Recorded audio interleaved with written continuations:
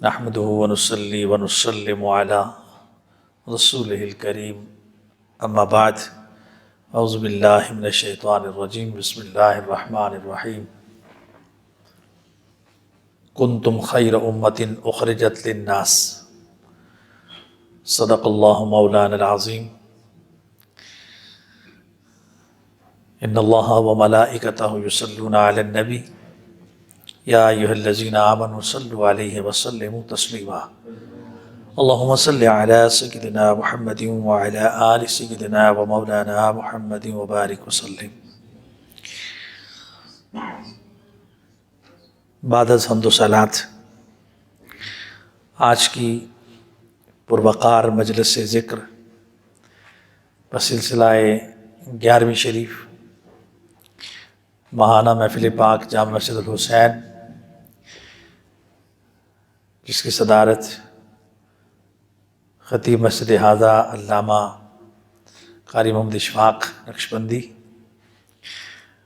اور اس محفل کے محتمم جناب علامہ قاری شعبان صدیقی صاحب، دیگر تمام برادران اسلام، آج کی اس مختصر نشست میں آقا علیہ الصلوۃ والسلام کی نسبت کے حوالے سے اس امت کے ساتھ جو اللہ تعالیٰ کا برتاؤ ہے، جو محبت ہے، جو کرم ہے، اس کا ذکر ہوگا۔ پہلی امتیں بھی اس دنیا میں آئی ہیں، انبیاء کو امتیں ملی، انبیاء کرام تشریف لائے، ان کے سامنے امتوں کو انتہا درجے کے عذاب دیے گئے۔ قوم عاد کو دیکھ لیں، قوم سمود کو دیکھ لیں، قوم لوط کو دیکھ لیں، دیگر اقوام تھیں، نوح علیہ السلام کی قوم کو دیکھ لیں۔ لیکن جب باری آئی اس امت کی، آخری نبی، محبوب نبی، رحمت عالم، نور مجسم، شفیع معظم صلی اللہ علیہ وسلم کی باری آئی، تو ایسی امت جو ساری امتوں کے بعد میں بھیجی گئی، اور دیکھا جائے تو اس امت کے اندر گناہوں کا ایک بھار ہے، انبار ہے۔ ان تمام تر گناہوں کے باوجود اللہ نے اپنے محبوب کی نسبت میں ہمیں جوڑا ہے۔ جب اللہ نے اس امت کے، جو حضور کو امت دی گئی، اس امت کے گناہ دکھائے اللہ تعالیٰ نے اپنے محبوب کو، اور حضور نے دیکھا، کہتے جبریل مجھے اٹھا کے لے گئے، یہاں سے بطحائے مکہ لے گئے، کہا حضور اپنی امت کے گناہوں کو دیکھے تو اتنے بڑے بڑے گناہ، اتنے بڑے بڑے گناہ، بس وہ دن اور اس کے بعد حضور کے آخری دن تک حضور کی راتیں جاگتے ہوئے گزر جاتی تھیں، آنکھیں آنسوؤں سے بھری ہوتی تھیں، چہرے پر ہر وقت غم رہتا تھا۔ امت کا ایک درد میرے آقا علیہ الصلوۃ والسلام کے قلب نور کے اندر تھا، بس یہی درد حضور فرماتے ہیں میں لے کر قیامت کے دن جاؤں گا، اور وہاں درد کی کیفیت کی ہوگی، تمہارے لیے سجدہ کروں گا اور رب سے تمہیں بخشوا کر پھر جنت میں لے جاؤں گا، اس کے بعد خود جنت میں جاؤں گا۔ حضور کی نسبت سے اس امت کو اللہ تعالیٰ نے بہت سے رحمتوں کے مواقع عطا کیے ہیں۔ پہلی امتوں میں ایسا ہوتا تھا کوئی گناہ کر لے توبہ مشکل ہوتی تھی، بہت مشکل ہوتی تھی، انہیں توبہ کرنے کے لیے جان بھی دینی پڑتی تھی، تب جا کے توبہ قبول ہوتی تھی۔ انہیں مال کا چوتھا حصہ جو ہے وہ اللہ کی راہ میں ضرور دینا پڑتا تھا۔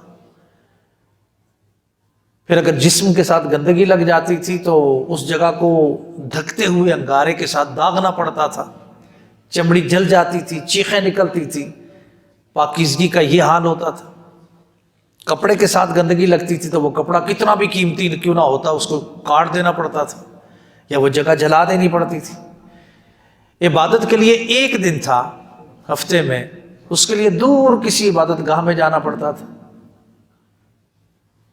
اتنے سارے معاملات اور اتنی مشکلات، جس کو اللہ نے فرمایا ابو ان لوگوں کو تو اس احسان کے تلے اپنی نگاہوں کو جھکا دینا چاہیے، ہر وقت سجدہ ریز رہنا چاہیے کہ آپ کے آنے کے بعد میں نے ان کی ساری مشکلوں کو آسان کر دیا۔ اگر ناپاک جسم ناپاک ہو گیا تو کیا ہوا، پانی سے دھو لو، فریش ہو جاؤ گے، ٹھنڈے بھی ہو جاؤ گے، کپڑے بھی پاک ہو جائیں گے، جسم پاک ہو جائے گا۔ پانی نہیں ہے تو تیمم کر لو۔ کہاں انگارے دھکتے ہوئے، کہاں کپڑوں کا پھاڑنا، کہاں جسم کو جلانا، اور کہاں مٹی سے تیمم کر لو اگر پانی نہیں ہے۔ مال کا 2.5% حصہ جو ہے اللہ کی راہ میں دے دو۔ عبادت کے لیے فرمایا کہ تم جہاں پر بھی کھڑے ہو، وقت نماز آ گیا ہے، قبلہ رو ہو جاؤ، وہاں کھڑے ہو جاؤ، وہی تمہاری مسجد ہے، نماز پڑھ لو۔ پھر ساری امتیں ایک قبلہ تھا جس کی طرف منہ کر کے نماز پڑھتے تھے، وہ بیت المقدس تھا۔ حضور کی ذات تک بیت المقدس رہا، حضور نے بھی 16 یا 17 ماہ ادھر منہ کر کے نماز پڑھی۔ بالآخر اللہ نے اپنے محبوب کی خاطر وہ قبلہ بدلا، اور واحد نبی جو مخلوق میں سب سے افضل بعد از خدا، بزرگ تو ہی قصہ مختصر، اس حبیب مکرم صلی اللہ علیہ وسلم کے لیے اپنی محبت کیسے رب نے پیش فرمائی؟ دوران نماز فرمایا فَلَنُوَلِّيَنَّكَ قِبْلَةً تَرْضَاهَا، بدل دیجئے قبلہ، کدھر منہ کروں؟ فرمایا جدھر تیری مرضی۔ اللہ اکبر، کسی سے مرضی نہیں پوچھی، محبوب تیری مرضی پہ ہے، تیری خواہش پہ ہے، تیری تمنا پہ ہے۔ کہا چلو نماز کے بعد تبدیل کر لو، فرمایا نہیں، نماز میں تبدیل کر لو، نماز بعد میں مکمل ہوگی، تیری مرضی پہلے پوری ہوگی۔ حضرت انس رضی اللہ تعالیٰ عنہ پوچھتے ہیں یا رسول اللہ صلی اللہ علیہ وسلم، یہاں تو بہاریں نہیں لگی ہوئی، جب جی چاہتا ہے پیاس بجھاتے ہیں، عشق کی مستی میں آتے ہیں، آپ کو دیکھتے ہیں تو ایک ایمان لبریز ہو جاتا ہے۔ ہم گھروں میں جاتے ہیں، پیاس لگتی ہے، دیدار مصطفیٰ کی، دوڑتے ہوئے مسجدوں تک آتے ہیں، آپ کو دیکھ لیتے ہیں، جی بھر جاتا ہے، سکون آ جاتا ہے، دنیا بھول جاتی ہے۔ لیکن کب تک یہ منظر سامنے رہے گا؟ ایک وقت ایسا بھی آئے گا، ہر چیز پردے میں چلی جائے گی، آپ ہم سے جدا ہو جائیں گے، ہم بھی مر جائیں گے، پھر ایک منظر قیامت کا ہوگا۔ تو اگر وہاں ہم تلاش کریں گے تو آپ ہمیں کہاں ملیں گے؟ یعنی حضور کا ہی فکر ہے صحابہ کرام کو۔ تو حضور علیہ الصلوۃ والسلام نے پھر 3 جگہ بتائیں، میری ملاقات کی پہلی جگہ ہوگی جہاں تمہیں پیاس لگی ہوگی، میں محمد عربی صلی اللہ علیہ وسلم، حوض کوثر کا مالک نبی، حوض کوثر پر اتنے کٹورے رکھے ہوں گے جتنے تمہارے آسمان پر ستارے ہیں، اس سے بھی زیادہ۔ میں انتظار میں ہوں گا اور تم آؤ گے تو میرے ہاتھوں سے پھر وہ جام پیو گے۔ یا رسول اللہ، اگر وہاں پہ آپ کی ملاقات ہم سے نہ ہو سکی، ہم آپ کی زیارت نہ کر سکے، اور وہ پیاس جو ہم آپ کا دیدار کر کے بجھانا چاہتے ہیں اگر وہ نہ مل سکی تو کہاں ملیں گے؟ تو آقا علیہ الصلوۃ والسلام نے فرمایا پھر دوسرا مقام ہوگا جہاں تمہارے اعمال تولے جا رہے ہوں گے۔ کیا خبر کتنے تارے کھلے چھپ گئے، پر نہ ڈوبا نہ ڈوبے ہمارا نبی، کون دیتا ہے دینے کو منہ چاہیے، دینے والا ہے سچا ہمارا نبی۔ اعمال تولے جائیں گے، کسی نبی نے اپنی امت کے لیے یہ اسٹیشن نہیں بتائے، کسی نبی نے نہیں بتائے، لیکن میرے آقا نے فرمایا میں وہاں ملوں گا جہاں تمہارے اعمال تولے جا رہے ہوں گے، جہاں کمی محسوس کروں گا، دیکھوں گا یہاں کمی ہے اور میرا امتی ہے، میں اپنی طرف سے اس میں اپنی طرف سے کچھ ڈال کے اسے بھاری کر کے اسے جنت میں بھیجوں گا۔ وہاں فکر مندی کے ساتھ میرے آقا کھڑے ہوں گے، میری امت آ رہی ہے، میری امت آ رہی ہے۔ یا رسول اللہ، اگر وہاں پر بھی ملاقات نہ ہوئی تو میرے آقا نے فرمایا پھر آخری جگہ تو ملاقات ہونی ہے، وہ پل صراط ہے جو بال سے باریک ہے اور تلوار سے تیز ہے، گزر کے تم نے جنت میں جانا ہے، وہاں میں سجدے میں سر رکھ کے رب سے کہوں گا رب سلم امتی، یا اللہ میری امت آ رہی ہے، سلامتی سے گزار دے ان کو۔ اعلیٰ حضرت نے قلم اٹھائی اور لکھ کے حد کر دی، فرمایا خوف نہ رکھ رضا ذرا، تو ہے عبد مصطفیٰ، تیرے لیے امان ہے، تیرے لیے امان ہے، تو نبی کا غلام ہے، پھر تجھے خوف کس بات کا ہے؟ یہ تو ہم باتیں کر رہے ہیں نا، غلامی مصطفیٰ میں موت بھی قبول ہے، ہاں ہے، لیکن جب موت کی باری آتی ہے پھر ہم گھروں میں چھپ جاتے ہیں، आओ पूछते हजरत सफीना से, जो मेरे आका का सारे सफर के अंदर सामान उठाया करते थे, इतना सामान उठाते थे कि हुजूर फरमाते जैसे कश्ती उठाती है ना सामान पूरा, ये सफीना है। ये सफीना नाम कुछ और था, हुजूर ने उन्हें सफीना कह दिया। सफीना कश्ती को कहते हैं। ये पूरा सामान उठाते हैं दौरान सफर, थकता भी नहीं है। वो एक लश्कर के साथ आते आते आते लश्कर इधर चला गया, आप जंगल में चले गए, रास्ता तब्दील हो गया, अकेले रह गए, आगे शेर आ गया। बताइए, जंगल हो, भयानक जंगल हो, गुमसान का जंगल हो, शेर की बादशाही हो, बंदा अकेला हो, पास कुछ हिफाजत के लिए कुछ हो भी ना, शेर को देखते ही बंदे की रूह निकल जाती है, परवास कर जाती है। अब तो मैं गया, शेर भी देख के शिकार की तरफ दौड़ता है, वो तो लम्हा भर के बाद बंदे को ढेर कर देता है। उसे तो खुराक चाहिए, वो बंदा है या जानवर है, उसे तो खाना है। उस शेर को पता है कि अल्लाह का बंदा, लेकिन मेरा शिकार है। पता नहीं कितने बंदे खाए होंगे शेर ने। आज फिर दौड़ता हुआ आया, लेकिन उसे मालूम नहीं था अल्लाह के बंदों में कुछ ऐसे बंदे भी होते हैं जो निस्बत रसूली पर बड़ा फख्र करते हैं। जो ही करीब आया, धाड़ता हुआ, जैसे शेर की अपनी आदत होती है, वो धाड़ता हुआ आया, दौड़ता हुआ आया। जैसे ही उसने पंजे उठाए आप पर हमला करने के लिए, आपने भी हाथ उठा दिए। फरमाया, नीचे कर अपने पंजे। या अबुल हारिस अना मौला नबी सल्लल्लाहु अलैहि वसल्लम। अबुल हारिस, तुझे पता नहीं मैं नबी का गुलाम हूं। ये तारुफ मैं तुझे इसलिए करवा रहा हूं कि हर कोई हाथ नबी के गुलामों पर हाथ नहीं डाल सकता। वो बदर में 313 हो तो शिकस्त ना मिले, ओहद में हो, खंदक में हो, हुनैन में हो, जहां पर भी हो, रब उनका साथ दे, नबी की दुआएं उनके साथ हो, उन्हें पिसपा कौन कर सकता है। शेर सुन, मैं नबी का गुलाम, मैं नबी का गुलाम। तारीख कहती है ये लफ्ज इतने बड़े थे कि शेर को भी हया आ गई, भूखा भी था, दरिंदा भी था, हमलावर भी होने लगा था। लेकिन जो ये जुमले सुने, खौफ ना रख रिजा जरा, तू तो है अब्द मुस्तफ़ा, तू नबी का गुलाम है। शेर ने सुना, बैठ गया, दुम हिलाने लगा और अपनी जुबान में इशारा करके कहने लगा, जड़े गुलाम रसूलुल्लाह दे, असी गुलाम होना दे। आ मेरे साथ, मैं तेरे लश्कर तक तुझे पहुंचा के आता हूं। मेरे नबी ने अपनी उम्मत के लिए कहां कहां क्या कुछ नहीं रखा।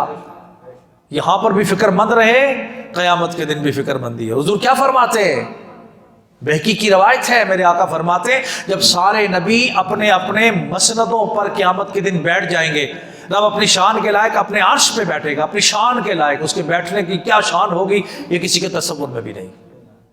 हर नबी सोने की कुर्सी होगी, उनके मिंबर होंगे, उनके सोने के, गोल्ड के, बैठे होंगे। हर नबी बैठ जाएगा। अल्लाह के महबूब फरमाते, मेरी कुर्सी खाली होगी, मैं नहीं बैठूंगा। मैं अपने रब के सामने हाथ ऐसे बांध के रब से कह रहा हूं, मेरे मालिक, मेरी उम्मत, मेरी उम्मत। हर नबी बैठा है, हुजूर खड़े। मेरे महबूब बता, तेरी उम्मत के साथ क्या करूं, क्या फैसला करूं। फरमाया, जल्द इनका हिसाब ले, हिसाब ले इनका जल्दी जल्दी, इन्हें ज्यादा रुकना ना पड़े। यहां पे उम्मत दी है ना, फिर ख्याल भी रखा है। जो देता है ना, वो ख्याल भी रखता है। अगर हमें हुजूर की उम्मत होने का ये मत्सब मिला है, हमें ये एजाज मिला है ईमान का, तो ख्याल भी रख रहे हैं। हमें भी चाहिए हम भी ख्याल रखें। वो फरमाते, फिर मैं दुआ करता रहूंगा और चिट्ठियां मुझे मिलती रहेंगी। फिर मुझे हुक्म होगा, जाओ जहन्नुम का दरवाजा खुलवाओ, जो जो तेरे गुलाम है, जिस पर तेरी नजर है महबूब, उसे लेकर जन्नत में चले जाइए। दारोगाए जहन्नुम हजरत मालिक अलैहिस्सलाम, वो भी हुजूर से कहेंगे, मेरे आका, आपने तो कोई जहन्नुम में अपने उम्मती छोड़ा ही नहीं, जिस पर रब का जलाल और गजब हो। तुम बेहतरीन उम्मत हो। किस वजह से? क्योंकि तुम नबी रहमत सल्लल्लाहु अलैहि वसल्लम के साथ निस्बत रखते हो। जब बेहतरीन हो तो मनसब इतना बड़ा हो, तो फिर इम्तिहान भी इतना बड़ा होता है ना। खलील बना के इम्तिहान लिया या नहीं लिया? जिसे कलीम बनाया वो भी इम्तिहान में रहे। 40 साल उसी मैदान के अंदर ही घूमते रहे, उम्मत के साथ ही उसी मैदान के अंदर 40 साल नहीं निकल सके बाहर। उसी मैदान में आपका विसाल हुआ। ईसा अलैहिस्सलाम को रूहुल्लाह बनाया, इम्तिहान में डाल दिया। अय्यूब अलैहिस्सलाम को 18 साल की बीमारी दे दी। याकूब अलैहिस्सलाम के बेटे, चहीते बेटे यूसुफ को मिस्र में बिकवा दिया। خود اندھے ہو گئے ان کی جدائی میں رو رو کر، اور وہ بھی کتنے سال، ہاں سال، 40 سال تقریباً لگتے آپ انہی امتحانوں سے گزرتے ہوئے مصر کی بادشاہی پہ آتے۔ محبوب بنایا تو پھر مکے کی گلیوں میں کسی نے ہار، کسی نے پھول نہیں پھینکے جن پر حضور کے قدمین شریف ہو، حالانکہ حضور کے نالین مقدس اتنے عظیم ہیں، حضور کے آپ کے بدن پاک کا ایک ایک حصہ اتنا عظیم ہے، آپ کے پاؤں مبارک اتنے عظیم ہیں جو عرش کے قابل ہیں، عرش سے بھی افضل حضور کی ذات ہے، لیکن مکے میں پھول نہیں بچھائے گئے، کانٹے بچھائے گئے، پتھر مارے گئے۔ لیکن حضور نے فرمایا اللہ پاک نے مجھے اپنی امت کے لیے شفاعت کا اختیار دیا ہے۔ ہر نبی کو رب تعالیٰ نے 2 دعائیں دی ہیں، جب چاہو گے کرو گے قبول ہو جائیں گی۔ نبی کی ہر دعا قبول ہے، لیکن 2 اسپیشل گفٹ ہے۔ تو یا رسول اللہ پھر کیا ہوا؟ فرمایا آدم سے عیسیٰ تک سارے نبیوں نے اپنی 2 دعائیں کر لیں۔ تو یا رسول اللہ آپ کی دعا؟ فرمایا میں نے نہیں کی۔ سب نے کر لی، آپ نے کیوں نہیں کی؟ فرمایا میں نے تمہارے لیے قیامت کے دن کے لیے رکھی ہوئی ہیں، اس بڑے دن رکھی ہیں جب اللہ تعالیٰ کا جلال ہوگا تو پھر میرے ہاتھ میں وہی 2 دعائیں ہوں گی، میں رب کی بارگاہ میں سجدہ کروں گا اور رب تعالیٰ پھر محبت سے کہے گا ارفع راسک، سر اٹھا پھر مجھ سے مانگ۔ یا اللہ کیسے مانگوں؟ جلال میں ہے تو، تیرے جلال کا سامنا کیسے ہوگا؟ میں کیسے ریکویسٹ کروں گا، درخواست کروں گا میری امت کو؟ تو کتنے جلال میں ہے۔ کسی نے کہا یہ قہر و غضب میرا تیرے دشمن کے لیے ہے، یہ قہر و غضب میرا تیرے دشمن کے لیے ہے، تیرے چاہنے والوں سے تو ہم پیار کریں گے۔ محبوب تو مانگ تو صحیح، میں تجھے دوں۔ سل تو ہوتا، سوال کر تجھے عطا کرو، اشفع تو شفا، تو شفاعت کر۔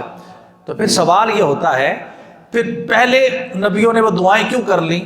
کسی نے عذاب مانگ لیا، کسی نے اپنے لیے دعا کی، امت کے لیے اوپر عذاب نازل کروا دیا۔ انہوں نے کیوں نہیں رکھی؟ قیامت کے دن ان کو بھی تو پتا تھا نا ہماری امتیں وہاں پھنسیں گی، نبیوں کو چاہیے تھا اپنی امت کے لیے وہ دعا رکھ لیتے۔ سارے نبی دعا کیوں کر بیٹھے؟ اس پر بڑا عظیم نقطہ اور بڑا خوبصورت نقطہ علماء نے لکھا ہے۔ انہوں نے کہا کہ جیسے ہم حضور کی امت ہے نا، تو سارے نبی حضور کی امت میں ہیں۔ جیسے ہمیں حضور کی شفاعت کا حق ملا ہے نا، ہمیں حضور کی شفاعت پر بھروسہ ہے، ایسے آدم سے عیسیٰ علیہ السلام تک سارے نبیوں کو یہ بھروسہ ہے، اگر ہم بچیں گے تو حضور کے صدقے بچیں گے۔ اسی لیے کہا اعلیٰ حضرت نے کلیم و نجی صفی و مسیح سبھی سے کہیں نہ بنی، یہ بے خبری کہ خلق پھری کہاں سے کہاں تمہارے لیے، یہ زمین و زماں تمہارے لیے، یہ چنین و چنا تمہارے لیے، بنے 2 جہاں تمہارے لیے، یہ دہن میں زباں تمہارے لیے، بدن میں ہے جاں تمہارے لیے، ہم آئے یہاں تمہارے لیے، اٹھیں بھی وہاں۔ اس لیے اگر حضور کی امت ہو کر ہمیں یہ اتنا عزتیں مل گئی نا، وَلَلْآخِرَةُ خَيْرٌ لَكَ مِنَ الْأُولَىٰ، ہر آنے والی گھڑی پہلی گھڑی سے افضل تر ہوتی جائے گی محبوب تیرے لیے۔ تو محبوب اکیلے تو نہیں ہے نا، محبوب کی امت بھی شامل ہے، ہر لمحہ فضیلت ملتی رہے گی۔ حضور پر جو قرآن نازل ہوا ہر لمحہ اس کو فضیلتوں میں رکھا گیا۔ تو جب اتنی فضیلتیں دی ہیں تو امت کو بھی خیال کرنا چاہیے کہ اپنے نبی کے ساتھ اس تعلق کو جوڑنا چاہیے، گھروں میں تربیت پیدا کریں، بچوں کے سامنے حضور کی باتیں سنائیں، سنتیں گھر میں پڑھیں، وضو گھر میں کریں، نوافل گھر میں، قرآن کی تلاوت گھر میں کریں، بچوں کا ایک ماحول بنائیں، تربیت کریں۔ قوا انفسکم واہلیکم نارا، اپنے آپ کو اور اپنے بچوں کو، گھر والوں کو جہنم کی آگ سے بچاؤ۔ جب نبی نے دعائیں کر دی ہیں تو انشاءاللہ بچت ہوگی۔ ہمارا بھی حق ہے نا، ہم نبی کی ان دعاؤں پہ عمل کریں، ان کی شریعت پہ عمل کریں، ان کے بتائے ہوئے نظام کو اس کو فالو کریں، اس کی پیروی کریں، اس کی اتباع کریں، اور پھر یہ دعا کریں اللہ ہمارے وطن عزیز پاکستان کو دین محمدی کے نفاذ کے لیے ہمیں اچھے حکمران عطا فرما دے، دین تخت پہ آ جائے، اپنی رحمتیں عطا فرما دے۔ وما علیہ الا البلاغ